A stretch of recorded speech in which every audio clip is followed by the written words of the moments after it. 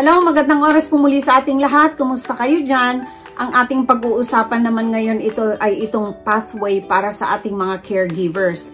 Meron kasi yung mga nagtatanong sa comment section na paano naman daw sila makapag-apply papunta dito sa Canada as caregivers. Kasi yun po talaga ang expertise nila. So, dito natin makikita sa video na ito. Panoorin nyo hanggang matapos itong video dahil makakapagbigay ito sa inyo ng idea kung papaano.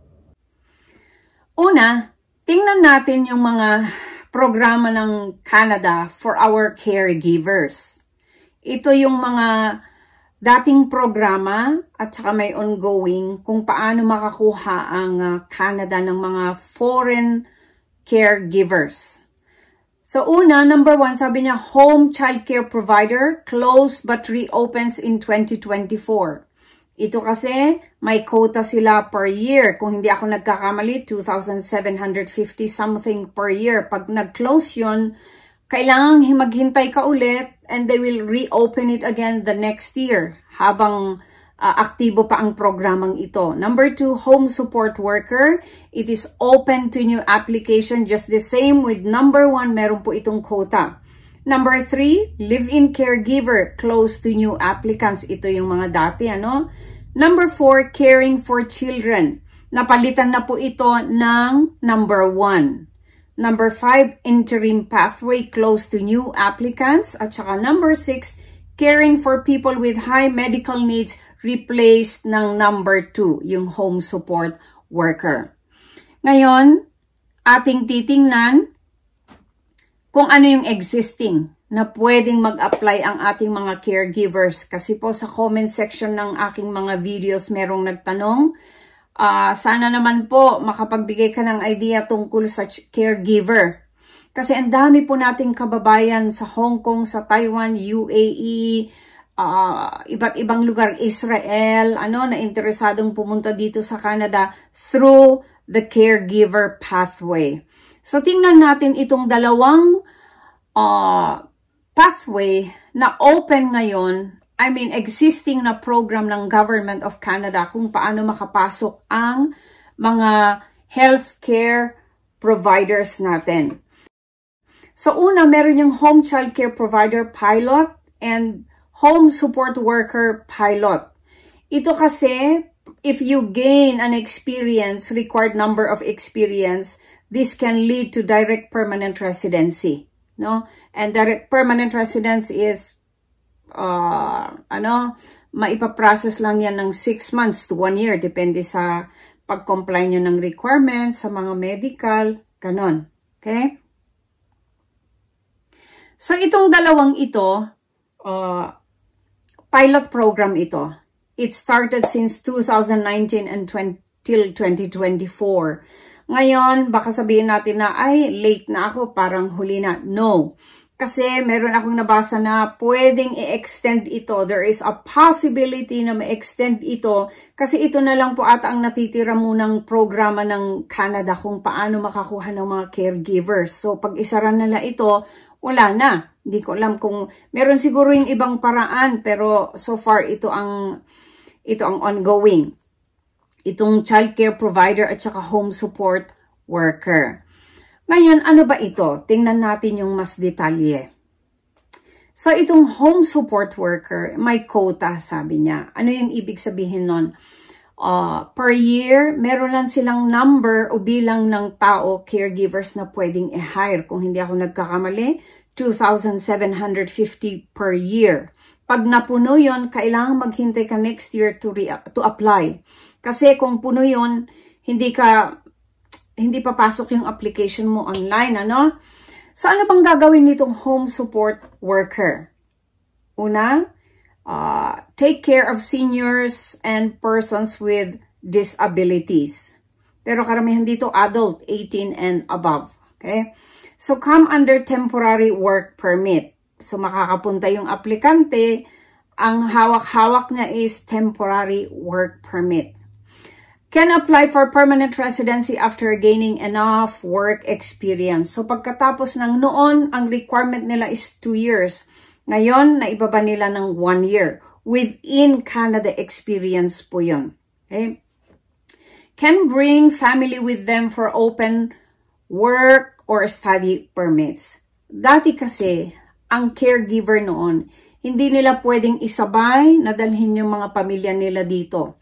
They have to work within required number of years bago maiprocess yung papel ng family nila. Sa Calgary, sa Alberta, meron akong kilala. It took them 6 years bago makuha yung family. Pero ngayon, pwede na pong makisabay ang pamilya. Mag-apply sila ng open work permit or study permits. Kunwari yung mga anak, asawa. Okay? So, ito yung experience. Sabi niya, experiences such as housekeepers, self-employed, or full-time students are not eligible. So, yung mga nagtatanong dyan sa mga kababayan natin na domestic helper na ang ginagawa is household chores, hindi specific na nagbabantay ng client o pasyente, hindi po maibilang yun na experience. So, yung home support worker, makikita natin mamaya kung ano yung gagawin niya. Ano yung detalye, ano yung job description, ano, meron siyang maibibigay dito. Punta tayo sa number 2. Child Care Provider Program. So, parehas din ito, may quota. Napuno na ata this year, so we have to wait until next year na bubuksan nila ulit yung application bago maka-apply online. So, pagkasabihin natin, oh, mag-apply ako ngayon para ako ang mauna next year. Hindi po. Hindi makakapasok yung application nyo or ibabalik nila. Sabi niya, it will be returned. So, anong gagawin ng child care provider? Take care of persons under the age of 18. Ito naman. It will come under temporary work permit just the same. Can apply for permanent residency after gaining enough work experience. Parehas. Can bring family with them for open work or study permits. So, experiences such as foster parents, self-employed, or full-time students are not eligible. So, ang ibig sabihin po nito, yung talagang nag-alaga siya ng mga bata. Ano? Hindi yung foster parents or self-employed or full-time students are not available. So, tingnan nga natin yung detalye nito. Okay. Who are eligible? So, meron po kayong dapat language test, papasa, parang nakita ko yung score is, ano ba yun, CLB 5, something like that. Basta mataas yung required na score. Educational Credential Assessment Report. So, ito, 1-year equivalent to Canadian post-secondary education. Pag post-secondary po naman kasi dito is, medyo mataas na level dito sa Canada. Ito, sabi niya dito, the only difference is the specific duties outlined on the NOC.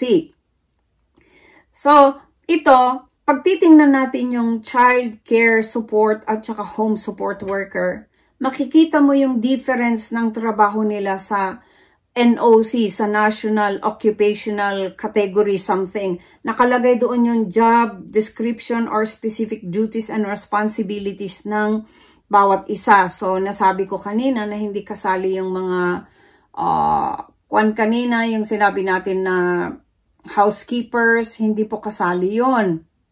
Okay? So, ito yung kailangan nating i-comply. Kailangan mataas ang score, either French or English. Tapos, yung equivalent ng certificate sa atin. Maalala ko yung mga kilala ko na pumunta dito, nurse sila Nurse sila, nag-aral lang sila ng mga required subjects for caregiver. At tapos nag-apply sila. Ito. Makita nyo, sabi niya dito, the home support worker pilot is open to new applications. Makita nyo? In 2023, we'll accept up to the following number of applications each year of the home support worker pilot. 2 kategory yun. Yung una is gaining experience category. Yung number 2 is direct to permanent residence category. Makita nyo yung quota. 1,650 yung gaining experience, 1,100 yung applicants. Yung gaining experience po is, ito yung ito yung walang 1 year na experience, at saka wala dito sa Canada. they are outside or in overseas. Siya ito. So pag makita nyo, pangalawa, yung the home child care pilot. Sabi niya, all caps have been reached for the gaining experience category. So napuno na daw itong gaining experience category. Sabi niya, this means the gaining experience category is close to new applications for 2023. Pero sabi niya, sa baba, online applications that you haven't submitted will expire about 30 days. Applications for this category will reopen in 2024. So ito, yung mga nag-aabang, basta January na, mag-apply na kayo online. Kung sa tingin nyo, later on, i-qualified kayo. Tapos itong direct to permanent residence category, the online application cap has been reached for the direct permanent residence category. You won't be able to start or submit an application for this category in our portal. So, it will reopen again, sabi niya. So, yung home child care provider pilot, magre-reopen yan sa 2024. Ang pagkaintindi ko rito, yung home support worker is still open. Hindi pa ata puno ito. So, yung mga interesado dyan. Ngayon, punta tayo sa National Occupational Assessment or Classification. Itong home child care provider, sabi niya, applicants must have qualifying work experience as home child care providers. Applicants must have provided in home care to children. O ayan, whether in their own home or in the employer's or child's home. So, kunwari, yung ating mga kababayan na domestic helpers, parang qualified ako dito. Tingnan ninyo, sabi niya, applicants must have provided in-home care to children. So, kung na-hire kayo at yun ang inaalagaan nyo, yun talaga ang trabaho nyo, pwede kayo rito. Iba kasi yung domestic helper, as in domestic helper na ginagawa lahat. Meron din, kasali yon yung mga household chores, pero hindi yun ang major na rason kung bakit na-hire. Ang major reason or job is yung talagang mag-aalaga ng mga bata. Paano naman itong home support worker pilot? Applicants must have qualifying work experience as home support workers and related occupations. Ito yung sinasabi ko kanina na pwede yung mga naglalaba, naglilinis, pero hindi po yun ang major occupation. Hindi yun ang major job na ginagawa niya. Yun is related lang siya. No? Pero talagang meron siyang pasyente na inaalagaan. So, sabi niya dito, among the sub-occupations under NOC 4412, housekeepers and related occupations are not eligible to apply under the home support worker class. Kung hinar kayo as housekeeper na wala talaga kayong pasyente na inaalagaan, ay hindi po pwede. Hindi yun counted as experience. The onus is on the applicant to satisfy the officer that they predominantly provided personal care and support services as per the main duties described in the NOC occupational description. Tingnan nyo. Dapat yun ang main duty nyo, yung nag-provide kayo ng personal care sa pasyente. Meron ako nakikitang mga friends ko sa Facebook na nagpo-post sila, na nag-aalaga sila ng mga elderly. Yun po. Yun ang main duty ninyo. Pwede po kayo ditong mag-apply. Described in the NOC occupational description. With any performance of routine housekeeping duties such as laundry, washing dishes, etc., being incidental to their primary role providing in-home care. So, secondary lang po yung housekeeping. Ang main duty nyo is talagang meron kayong personal care na binibigay sa isang pasyente. For applications received after November 6, 2022, this explicit exclusion of housekeeping duties is no longer necessary. So, hindi na po kailangan yung housekeeping duties na yon. Siya ito. Ito yung home child care provider at saka home support worker. Ito yung pagkaiba nila. Ngayon, Simple lang po itong background na ibibigay ko. Kung gusto nyo po ng mas detalye, punta lang kayo sa Government of Canada website at pag-aralan ninyo. Hindi nyo alam, baka qualified na kayo dito. So, how to apply? Paano mag-apply? Tingnan natin. Sabi niya dito, effective September 2022, puros online na po ang ginagawa nilang pagkuha ng application. Sabi niya, tingnan nyo, apply online for these permanent immigration programs, caregivers, ayun sa baba, home child care provider, pilot, at saka home support worker. Tingnan nyo, puros online po yung application. Saan? Ito po yung website niya. Makita nyo?